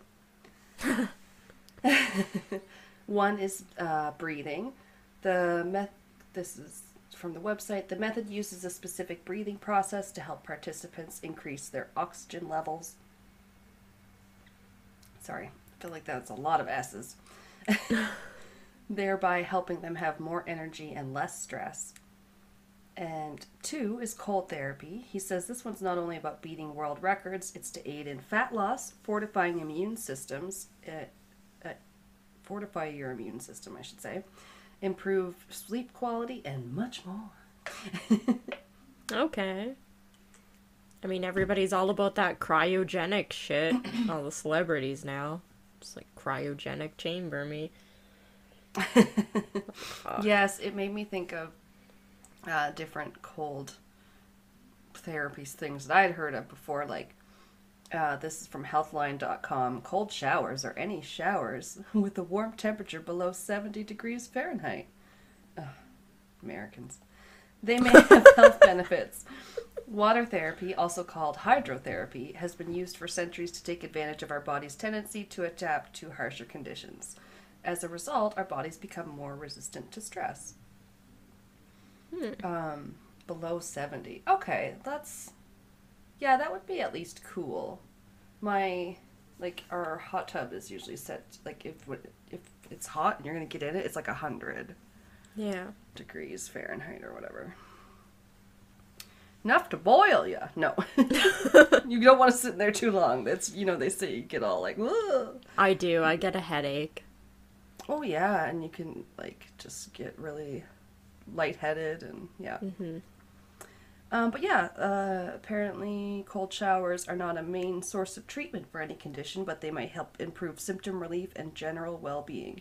Benefits include increased endorphins, improved metabolism, improved circulation, and help fighting off cold and flus. So it does have some precedence, I guess. And it'll wake you up. Wake that shit up immediately. That it would. Because you'd be like, ah! And his third one is commitment. It takes grit, perseverance, and determination. Obviously. He never went really looking for fame and recognition after beginning this journey. He says the TV stations came to him and wanted to, show him off. Yeah, what's that dude running outside without shoes and shorts and it's like freaking minus 40? And he's like, yeah. Is he okay? Is he okay? I think he's doing great. When I just Googled him to Google his age, it says that he has 6 children. So I'm like, did you have a couple more? Yeah. Or was the first thing I read wrong? It said you had 4. I think he's living his best life. Yeah. Yeah, he teaches the Wim Hof method and also scientists are studying him right back. They believe his ability to use mind over matter, so to speak, could be the key to fighting diseases, injuries. Like, who knows the limits? Mm-hmm. It's pretty cool. And I put like an amazing example of the psychosomatic mind-body connection. Yeah. Throw a $5 word in there. They have observed that although the body has high adrenaline when using the Wim Hof method, the cortisol that helps regulate your response to stress is low. So your body is not in that stress state that usually comes with the fight or flight response. Which is interesting. It's very specific what your body's doing with his method, I guess. This could be one of the first steps in proof that it's possible to heal from the inside out and to have an active part in your health and mental health. And that's kind of my words and opinion. Yeah. But this is cool. Like, one last thing to end on in that vein. Vein. Researchers once injected him with a deadly strain of E. coli bacteria as part of a test. Oh, shit. Okay. Sorry. Yes, just hear us out there, said. Okay. I'm going to inject you and 12 of your students to see if some of you get sick or if you're able to fight it off because you're the superhumans you are. And they didn't get sick. They didn't get like the expected fever, diarrhea, blah, blah, blah symptoms. I don't know if they had to breathe through it or what, but it's just like, whoa. Breathe through the diarrhea. Captain America, if you get killed, walk it off. Jesus. I mean, they do say, like, people that have an outlook that they're, like, going to get better and stuff and stick with that mentality normally do end up, like, feeling better and, like, healing faster and stuff from, like, sickness and injury. So, yeah, it can have a big impact. Yeah, not just that, but also to get your fighter personality. Yeah. At least that's what Claire from Outlander says. Those asshole patients, they're not going anywhere. They're gonna fight. Okay, so that was all the Iceman, and the next guy is named Stephen Wilshire. Oh. No nickname. Aw. Ew. As far as I know. But wait, he's cool. He is a British artist with a talent for drawing detailed sky or cityscapes, skylines, and street scenes with impeccable accuracy and life. And Okay. yeah. He was born in London, UK, to West Indian parents. And as a child, he was mute and he did not relate to other people. At age 3, he was diagnosed as autistic. So he had no language and lived entirely in his own world at that time. Yeah. So definitely a savant. Yeah. Genius here. He attended Queen's Mill School and they noticed that he really seemed to enjoy drawing. He seemed to communicate with the world through drawing. He drew everything he saw, animals, buses, buildings. I didn't upload any pictures, but he does have a website and it has some pictures of some of his huge drawings of cities and stuff that are pretty cool. This one sounds vaguely familiar. Probably. Yeah. It was the top one on buzzworthy.com. I feel like when you were talking about it, yeah, I can picture. I think I can picture one of the things that they showed him doing.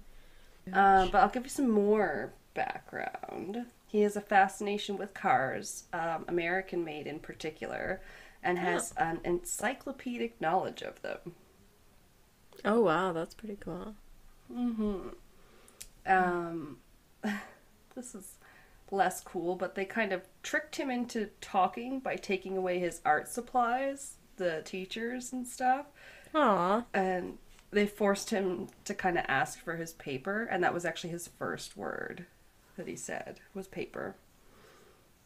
That's really sad to do.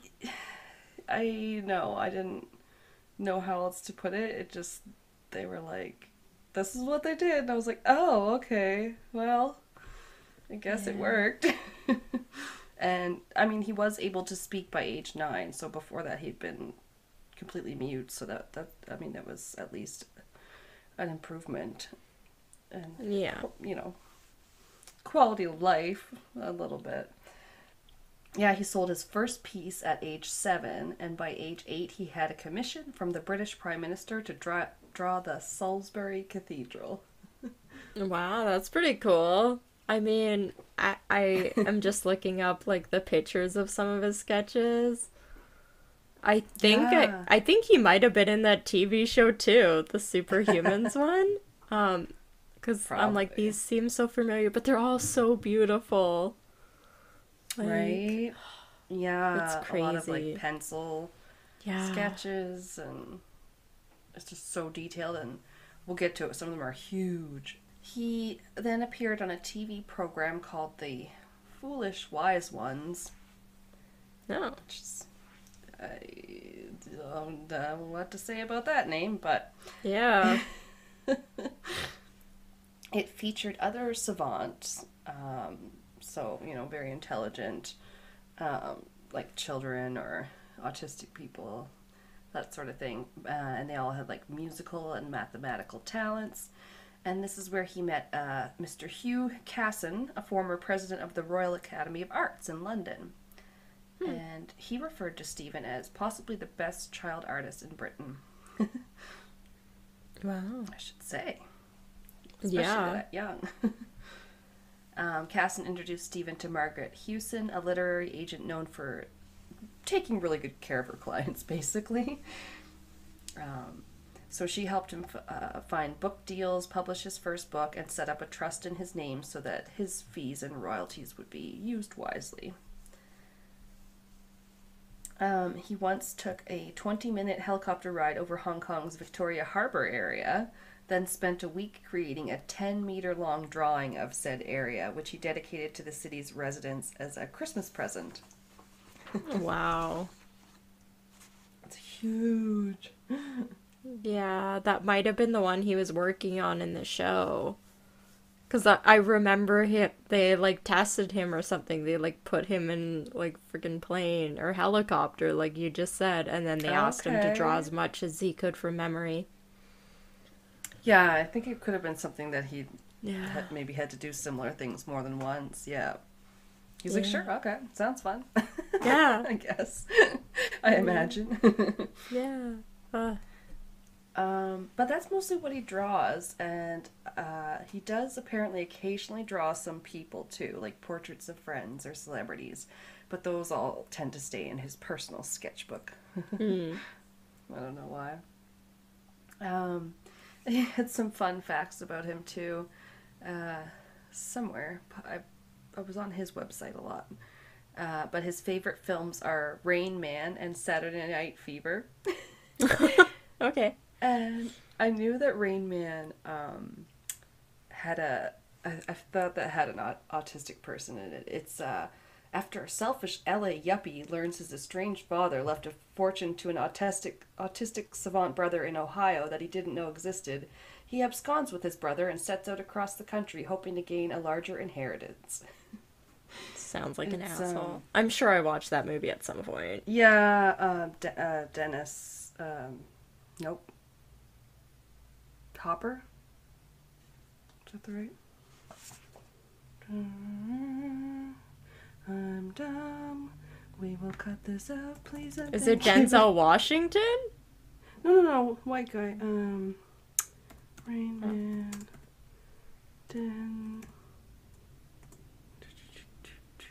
Dustin Hoffman. Jesus. Oh.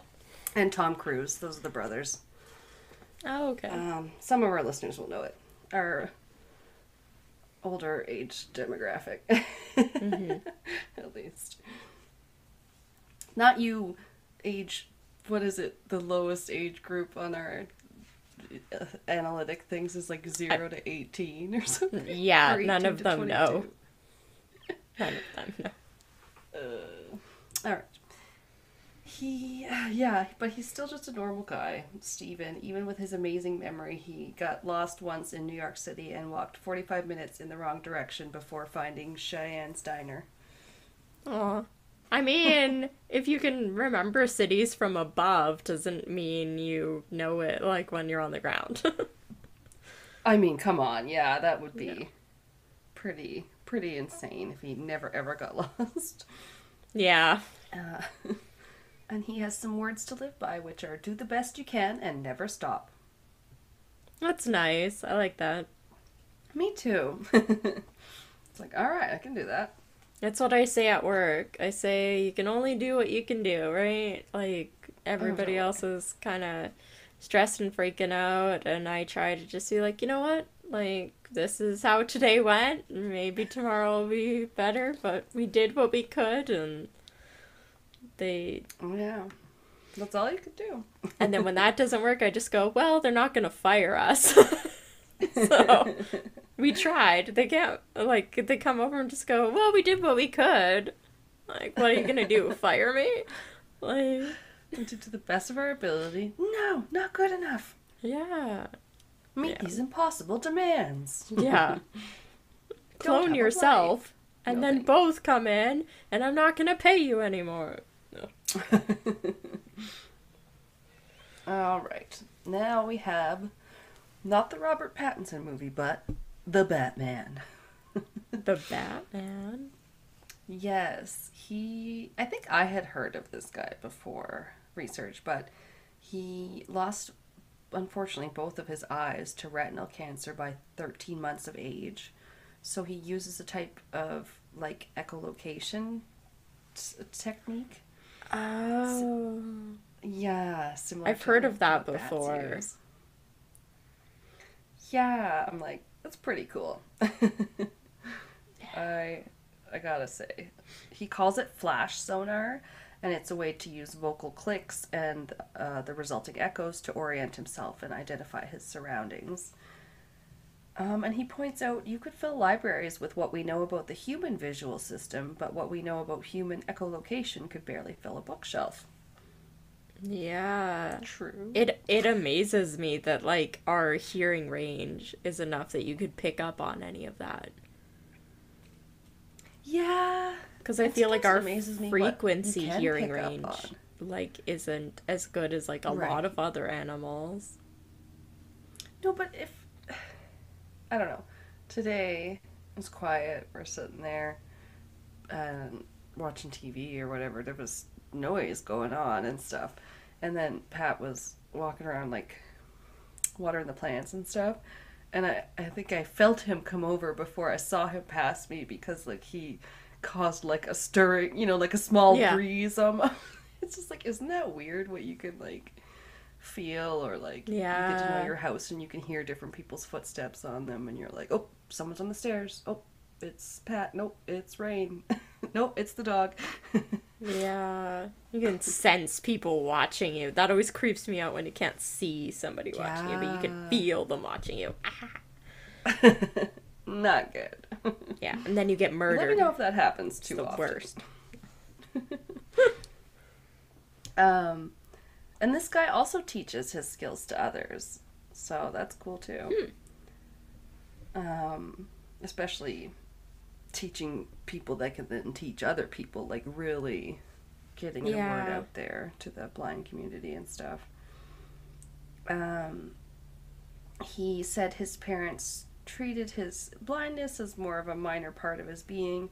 They just wanted him first to be a kid and didn't get hung up on it, was his words. Yeah. So that's cool. And he's a president of World Access for the Blind and advocates his teachings around the world. He teamed up with researchers from 6 different universities to do an in-depth analysis of the technique. Quote, the study sampled thousands of clicks from 3 different echolocators and examined their consistency, direction, frequency, and more, including describing a 60-degree cone of perception that radiates out from the mouth and provides the most detail in the scene. Don't That's super crazy. understand that, but yeah, it's cool. And then he further explains, when people echolocate, it's not like they can now see again. It's not like now they can see again. But echolocation does provide information about the space that's around people and that would otherwise not be available without vision. It allows them to orient themselves and so on, says Laurie Thaler, lead author of the paper. Jeez. Some paper that I didn't reference, apparently. You can think of it as an acoustic flashlight. That's kind of cool. That's crazy. I like don't understand. Oh, it's, yeah, amazing. Like how your other senses are heightened and all that shit. Yeah. I was almost gonna have a million like honorable mentions, but I cut it down. I think this is my last one here. This was Dean Karnazes, a man with unlimited endurance. Think about that. Okay. Oh Mine God, with the does he gutter ever people. stab? He is so fit. There is not an ounce of fat on this guy. Gross. I mean, It it's grosses not me like, out. I don't like bodybuilders, and I don't like overly fit yeah. people. Yeah. He's not super like veiny like a bodybuilder. He's just very Okay. lean. So it's Okay. just minimal veins, little veiny. I don't know. But this guy I believe was just born this way. He is one of Time Magazine's 100 most influential people in the world. Has Really? run 50 marathons in all 50 states in 50 consecutive days. Phew. Why not? And has run a marathon to the South Pole. Which reminds me of the Magicians books. I don't know if they do it in the show, but that's like their 4th year challenge, is if they can just use magic to get like run their ass naked to the South Pole from the Yeah. from the South School. Yeah. Yeah, they're supposed to be Okay. casting the one spell to like keep themselves warm. Yeah. Yeah. Yeah. See, I vaguely remember some things. I'm That terrible. part is bizarre. I know I keep saying that, but it is. Yeah. So this guy, Dean, has run 10 relay races solo. So I think I watched a show with some of these races before. 200 miles each, these races, which are usually run in teams of 12. Jeez. So, Well, I mean, you guess you don't have to worry about like passing the baton. no. Dropping it. You can just pass it to We yourself 12 watched, times. yeah, we watched one where it was like, I think they had to like row for a bunch, and then they got to, it's like this ultra marathon we're watching on TV. Then they got to like an island, and they'd like hike for a while, and then blah blah blah. Jeez. And like a few people were like, some were dropping like flies. They just like got, like overheated or whatever, and then they were just like basically dragging their whole team down because they, had like overexertion or whatever, where you just have to like sit down because you're gonna like pass out or whatever. Yeah. It's just like, whoa. And he just did them by himself. Yeah, he's like, hey, what's up? I'm gonna run past you now. Give you a high five. He's not even sweating. Yeah. And You're he's like, you "Shut guys have up." passed off. I've done every single one of these. I'm all of you combined. Bye. I'm sure he's that annoying guy at the gym, but I wouldn't know. I don't go to the gym. He has run the world's toughest foot race, the Badwater Ultra Marathon, and, quote, won the Four Deserts Challenge, racing in the hottest, driest, windiest, and coldest places on Earth. Oh, wow. Okay. You really know how to have a good time on your days off. He is a New York Times best-selling author, 3 times winner of the Competitor magazine's Endurance Athlete of the Year award, and basically born on August 23rd, 1962 in LA, he started running for fun in kindergarten on the way home from school. On his 12th birthday, he biked 40 miles to his grandparents' home for fun without telling his parents. Oh my god. Shit. I wonder if they were pissed or just relieved. Oh my god. He said, I walked out of a bar on the night of my 30th birthday and decided I was going to run 30 miles to celebrate. I blame my running career on bad tequila. Sorry. Because you went outside to vomit, or? And you decided to run 30 miles instead.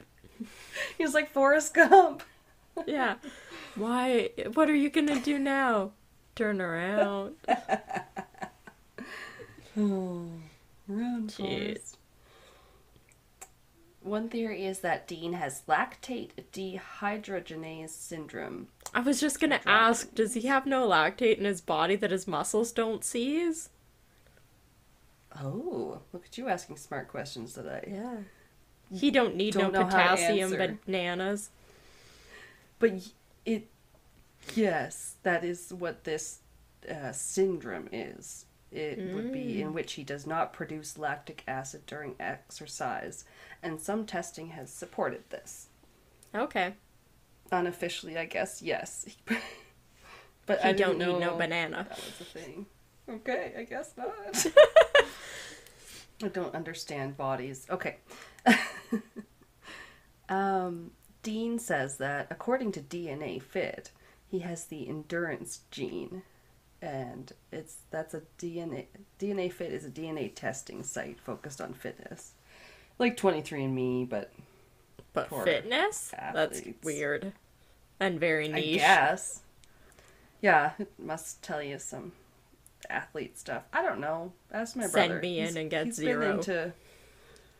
Oh yeah, we shouldn't make fun of bodybuilders too much. I know my brother's been in fitness competitions before. And he's not too veiny. All I think of is my brother who knew this guy and his girlfriend. The guy like competes all the time in like the really big like bodybuilding ones, and oh wow. When like obviously their weight like fluctuates, and when they're like gearing up for a competition they are like drastically changing, but yeah, when he's like up to a couple weeks before like a competition and stuff, his muscles get so big he's unable to wipe his own ass anymore, and his girlfriend has to do it. And that's why I cannot stand thinking about bodybuilders. It's all I can think of is who's wiping your ass. That is extreme. Because it ain't you. Because your arms are so big you can't fucking reach behind yourself to wipe your own ass. Yeah. But yet some guys are super big and not all bulging, veiny, roidy muscles. Like the guy that plays the mountain from Game of Thrones, his name's like Thor Bjornsson. I don't know, he's on my Instagram. Isn't he like technically overweight? Could be. Yeah, I think my brother said that. He's obsessed with him and the mountain. Oh, is he? Yeah. Well, maybe according to some fucking, what are those? It's like the, oh God, not DNA, bad testing systems, right? Yeah. Like, don't they say that, or what's the one that they started? Body index, telling people like about? BMI? Yeah, I don't know. Yeah. Some stuff hasn't it been debunked. I don't know what I'm talking about. I don't obviously follow a lot of that crap, but I mean, it's to each their own. If you eat healthy and look into that stuff, that's fine too. Yeah.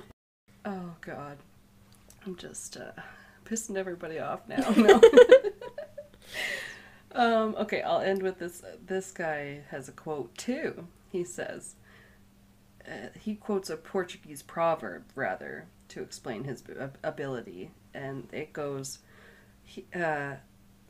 Jesus, who runs for pleasure never tires. I don't know. Maybe it's, I think it should be he who runs for pleasure never tires, but maybe I cut that out. Yeah, and if on a whim he's just running kilometers. I mean, my dad used to be able to long distance run, and he would just run and run and run and run. I mean, and then I can't do it because I get jelly. Yeah, after. I can't do it because I get like shin splints on like second 2, and like immediately my shins feel like they're gonna crack in half. Like I can barely keep up with Pat and the dog walking. They're so long-legged, and then I feel like I'm getting shin splints. I'm like my little legs. I'm like, I'll just speed walk or like do a light jog. That'll be easier on my legs. Yeah. Jeez. And that is my segment. That was insane. Very cool. I like people with like different like things that they excel at that aren't like typical things, but that things that like the average person could conceivably like accomplish too. Yeah, wasn't that one of the first guy's quotes? If I can do it, you can do it. Oh, okay. No, I think did I say the Iceman's quote?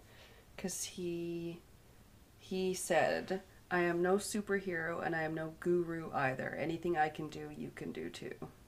Oh, okay. No, you didn't say that before. That. It was right after they didn't get sick with E. coli. I think I skipped right over it and went, "Next guy." Oh. That's not as interesting. All right, what's up next time? We are doing... Well, the next regular episode is going to be a little trip to China for some true crime. Yes. Because we haven't done a country, like, themed true crime episode in a number of months, so... Let's see if it does as good as Japanese true crime. I'm hoping so. Yeah. I know what my case is. Bum, bum, bum. It's gonna be horrible. Okay, great. Maybe I'll do organized crime again then. No, I don't know. I'm scared. A little scared of China and North Korea.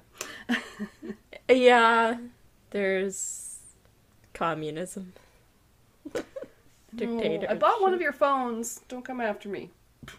Yeah, you have a Huawei. Huawei. I think I ask you every time how to pronounce it because it just looks like a keyboard smash. Know. Huawei. Yeah, it's an H that maybe you say more like a W. Yeah. I do have to say your phone has by far the best camera I've ever seen in a phone. Our pictures all come out like like or like post Photoshop, like before, right when we take it looks like it's been photoshopped already. It's beautiful. All the coloring and lighting, everything's great. I do agree. I like the camera, and I don't know how to Photoshop or really do much with filters or anything. So yeah, it's pretty much all. It is what it is. What you see is what you get. But yeah, it's definitely recommend for the camera for sure. All right. Sorry, you said our next regular episode was China Crimes, and then what's our May Patreon? We just decided. It's I wanted to do more declassified. So government cover-ups. Yeah, we're doing some conspiracy theory stuff again. Yes. Get out your tinfoil hats. Yeah. Get ready. That will be coming soon. Yep. To a Patreon near you. Yes, please join Patreon. It's fun there. Love the support, obviously the money, but we have a bunch of episodes that we really had a lot of fun recording that we want to be able to share with more people. So this will be like our 13th bonus episode on there, so we've got a lot going on there. It's not bad. Yeah, so if you like us, then you can rate us, review us, subscribe, and if you really love us, you can join our Patreon, and if you join at a higher level, you can even pick an episode or a case we might cover, which would be really cool. Facts. It's bitchin'. Yeah.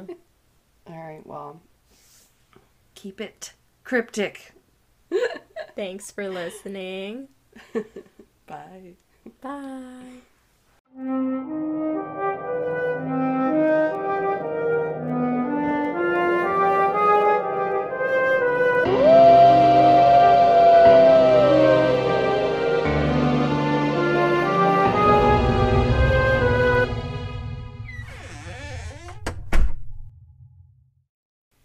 This has been Castles and Cryptids. You can listen to our podcast on Spotify, Apple Podcast, Google Podcast, Anchor, Breaker, Pocket Cast, and our YouTube channel. Please rate, review, and subscribe wherever you listen. Follow us on Instagram, Facebook, and Reddit. On our website, you can listen to all of our episodes as well as view pictures for each of our segments. Check out our Patreon page to view all of our tiers and become a Patreon supporter today to unlock monthly bonus episodes and behind-the-scenes content. We are working on an Ask Us Anything. You can submit questions by social media or by email at castlesandcryptids@gmail.com. Do you have a spooky ghost story, a creepy cryptid sighting, or a thrilling true crime tale you would like to share and have us include in a future episode? Send us your listener story by social media or by email. Please include the name that you would like mentioned. Our music is by Combustion. Our logo and artwork is by Antonio Garcia. Thanks for listening.